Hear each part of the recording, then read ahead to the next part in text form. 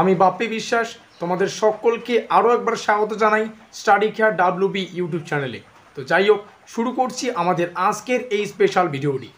কোচবিহার পঞ্চানন বর্মা ইউনিভার্সিটির BA 4th সেমিস্টারের programme কোর্সের অন্তর্গত LCC English full and final suggestion সম্পর্কে আমাদের আজকের এই স্পেশাল ভিডিও, এবং আজকের এই ভিডিওটিতে আমরা লাস্ট মিনিট সাজেশন সম্পর্কে বিস্তারিত আলোচনা করব। আজকের এই সাজেশনমূলক ক্লাসটির নাম রাখা হয়েছে ব্রহ্মাস্ত্র সাজেশন। ব্রহ্মাস্ত্র সাজেশন বলতে বোঝায় 100% কমন, তাও আবার অতি অল্প কয়েকটি প্রশ্ন পড়ে। তো যাই হোক, দেখে নিচ্ছি বিস্তারিত সাজেশনটি। ভিডিওটি শুরুতেই যে বিষয়টা ভালো করে বুঝতে হবে, দেখো কোচবিহার পঞ্চানন বর্মা ইউনিভার্সিটি মানেই study care WB YouTube channel.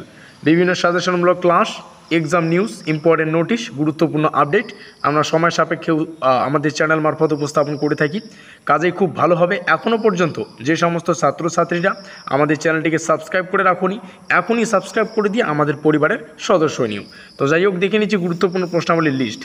আমাদের পরীক্ষার যে প্রশ্নপত্রটি হবে, সেই পরীক্ষার প্রশ্নপত্রের ঠিক এক দাগে আমরা এরকম একটা লাইন পাবো, answer any one of the following questions. অর্থাৎ সেখানে অনেকগুলো প্রশ্ন থাকবে, সম্ভবত 4খানা প্রশ্ন থাকে, 4খানা থাকুক বা 3খানা প্রশ্ন থাকুক, সত্যি সেই 4খানা কিংবা 3খানা প্রশ্নের থেকে যে কোনো একটা প্রশ্নের উত্তর করতে হয়।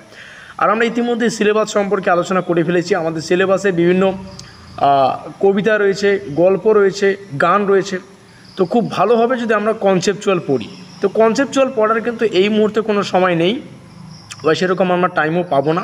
যদিও এর আগের একটি ভিডিও আমরা সিলেবাস আলোচনা করেছি, সিলেবাসে কী কী রয়েছে, কীভাবে পড়তে হয়, কনসেপচুয়াল বিষয়গুলি তোমরা কীভাবে পড়বে সেই রিলেটেড আমরা কিন্তু আলোচনা করে ফেলেছি। তোমরা সবাই জানো, যারা যারা ভিডিওটি দেখেছো তোমরা জানো। আজকে আমরা আলোচনা করব এমন কিছু সম্ভাব্য কোশ্চেন যেগুলো পরীক্ষায় আসার মতো বা পরীক্ষায় আসার সম্ভাবনা প্রবল। কারণ দেখো, আমাদের যে সম্পূর্ণ সিলেবাসটা, সেই সিলেবাস থেকে কনসেপচুয়াল প্রশ্ন আসবে। এই ক্ষেত্রে আমাদের সিলেবাসে বিভিন্ন কবিতা রয়েছে, গান রয়েছে। তো সেই কবিতার লাইন ধরে ধরে কিন্তু পরীক্ষায় প্রশ্ন দিতে পারে। কোনোটা লাইন তুলে দিল যে এই লাইনের ব্যাখ্যা করো, তো সেরকম তো আসেই, মানে কনসেপচুয়াল আসেই। তো এছাড়াও যেগুলো আমাদের মনে হচ্ছে যে পরীক্ষায় আসার মতো এবং টপিক ধরে ধরে আমরা এখানে আলোচনা করেছি। তো যাই হোক, 15 নম্বরের কয়েকটা প্রশ্ন প্রথমে আমরা দেখে নেব। একটু বেশি সংখ্যক প্রশ্ন বলতে ভুল হবে, খুব মানে একদম মাঝারির টাইপের যে কয়েকটা প্রশ্ন পড়তেই হবে, এর থেকে আর প্রশ্ন কমানো যাবে না, এটা একটু মাথায় রাখবে আর কি।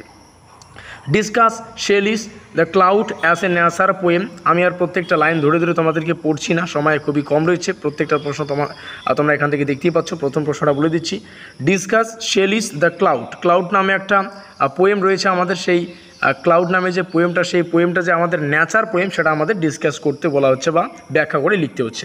তো এই ধরনের কয়েকটা প্রশ্ন তোমরা এখানে দেখতে পাচ্ছ। ম্যাক্সিমাম 8-9খানা প্রশ্ন রয়েছে। তো আমরা দেখতে পাচ্ছি এই কয়েকটা প্রশ্ন রয়েছে, এই কয়েকটা প্রশ্ন মোস্ট ইম্পর্টেন্ট।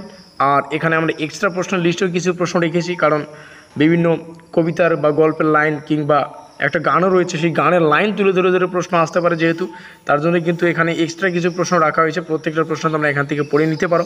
তারপরে আমাদের পরীক্ষার যে প্রশ্নপত্রটা থাকবে, সেখানে দুই দাগে কিছু প্রশ্ন থাকে। ঠিক এরকম একটা লাইন পাবো আমরা, 2 দাগে, answer any one of the following questions.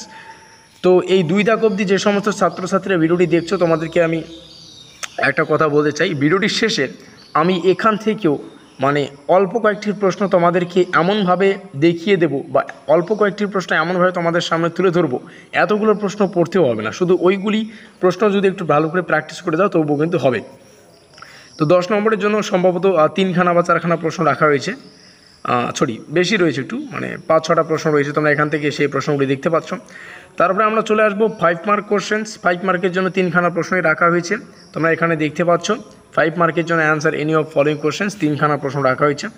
দেখো এখানে একটা লাইন আমরা দেখতে পাচ্ছি, I change but I can not die, explain. এই যে একটা মানে লাইন তুলে দিয়েছে, এবং সেই লাইনটা আমাদেরকে বর্ণনা করতে বলছে আর কি।